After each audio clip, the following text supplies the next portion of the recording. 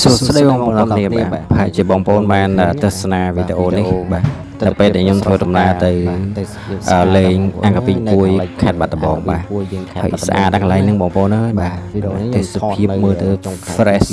បាទស្រស់ស្រាយល្អបាទបើសិនជាស្អាតបើសិនជាល្អបាទបងប្អូនជួយចុច Subscribe Share Like ឲ្យខ្ញុំម្នាក់មួយនៅ Channel YouTube ថ្មីរបស់ខ្ញុំឲ្យទទួលបានវីដេអូថ្មីៗទៀតអរគុណ អូជូនបាទអរគុណ